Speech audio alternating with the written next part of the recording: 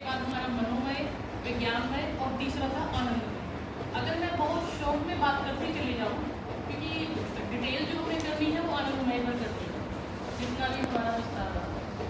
तो प्राणमय और अन्नमय की बात करें, उनको कॉम्प्लीमेंट कह सकते हैं। जैसे मेरी समझ में वो कैसे बनी कि प्राण है और अन्न है।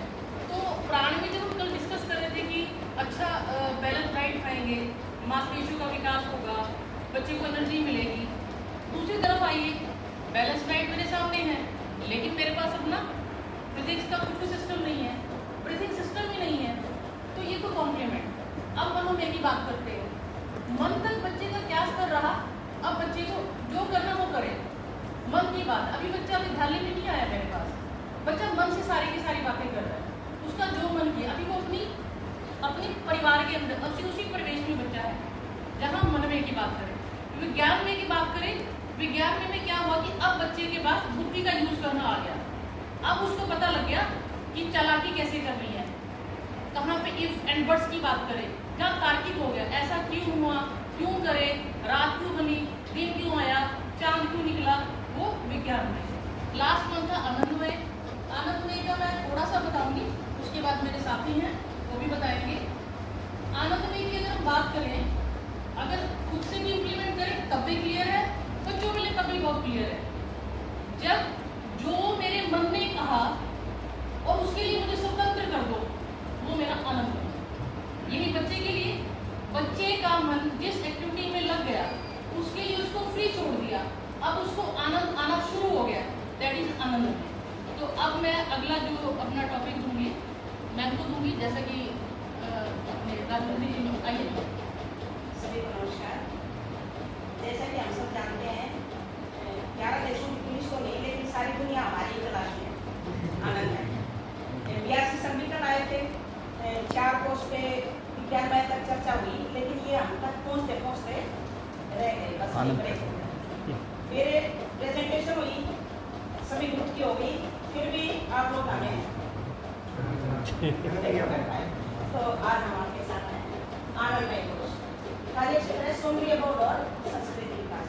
सौंदर्य बोध से तात्पर्य है कि कम से कम बच्चा उसको सराहना करनी सीखे। सौंदर्य मान लो चेतना मैम बहुत अच्छी बारहवीं करवाती है, चेतना जी करवाती है, मैं उतने अच्छे नहीं करवा सकती, तो मैं कम से कम उसको सराह सकूँ कि बहुत अच्छा करा।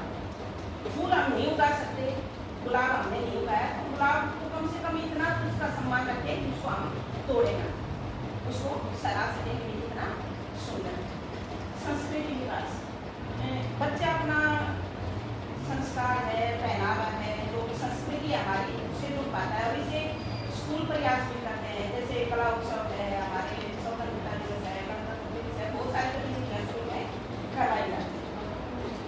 CG 12 को ये कवर करता है, जिसमें बच्चे दृश्य और प्रदर्शन कलाओं के माध्यम से क्षमताएं और संवेदनशीलता विकसित करते हैं और कला के माध्यम से अपने भावों का प्रदर्शन करते हैं। बहुत सशक्त माध्यम दृश्य और श्रव्य जो कला है वो है कि कल हमने एक एक्टिविटी इमोजी की भी की थी, बिना ही बोले वो एक्सप्रेशन क्लियर हो जाता है। ऐसे ही कोई डांस है, कोई गायन की जो कला है, तो बच्चे अपने भाव अच्छे से प्रकट कर पाते हैं। ऐसे ही रोल प्ले है, तो बच्चे की रुचि का भी उसे पता चलता है। एक बात और इसमें हमने जैसे लिखा है चित्रकला, गेम, तो आनंदमय कोर्स से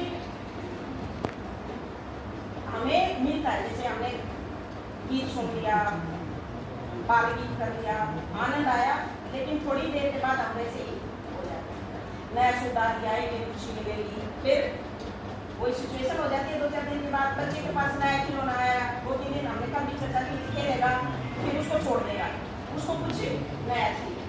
तो जो थोड़ा सा स्थायी आनंद मिलता है वो कहाँ मिलता है।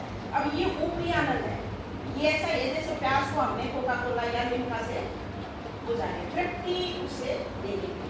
बच्चे को हम खिलौना ला के दे, उसके बजाय हम मिट्टी से खिलौना बनवाएं, जो क्रिएट करेगा बच्चा, उसमें जो आनंद आएगा वो स्थायी है, लंबे समय तक रहेगा। फल खा लिया, आनंद मिला, लेकिन बच्चा अगर पेड़ उगाए तो जब तक वो पेड़ जिंदा है या जब तक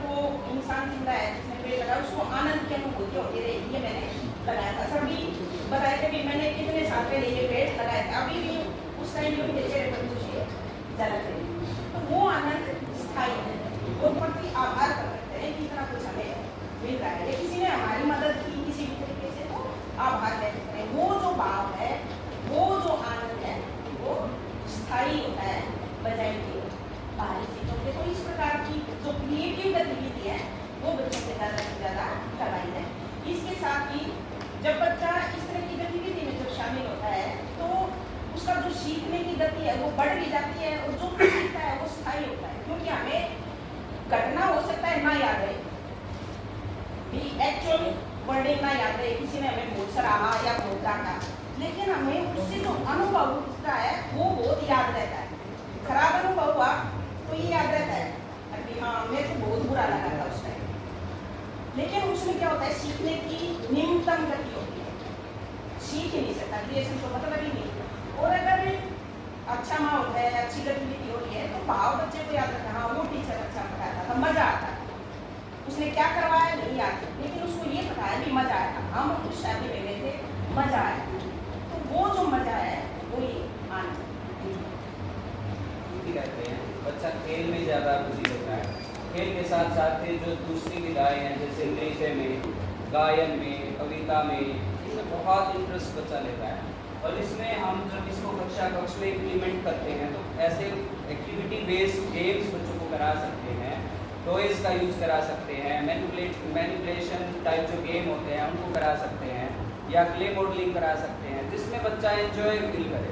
फन एक्टिविटी के रूप में इसको हम ले सकते हैं कि इससे क्या होगा, बच्चे की कॉग्निटिव डेवलपमेंट भी हो और साथ साथ गेम में वो एंजॉय भी करे। इस तरह की गतिविधि हम इसमें करा सकते हैं। गतिविधि के लिए मैं आमंत्रित करना चाहूँगा, हमारे बीच में ही साथी बैठे हैं, एक बार चेतना जी आप कोई एक्टिविटी आप जो सजेस्ट कर रहे थे हम वो करने की कोशिश करेंगे। That is like a fun loving activity, तो you all will enjoy that. जब आपको बताया होगा तो मैं ऐसी आशा करता हूँ कि आपके साथ विद्याओं और कलाओं के बारे में भी चर्चा हुई हो।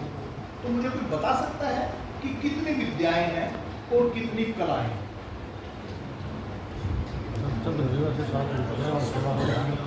अरे तुम क्या बोलिए, कोई परीक्षा थोड़ा हो गया। 16 कला बात आप लोगों में से आए हैं और 64 जो है वो कला। हालांकि और ऐसा मैंने कहा पढ़ा, उसका संदर्भ बता देता हूँ।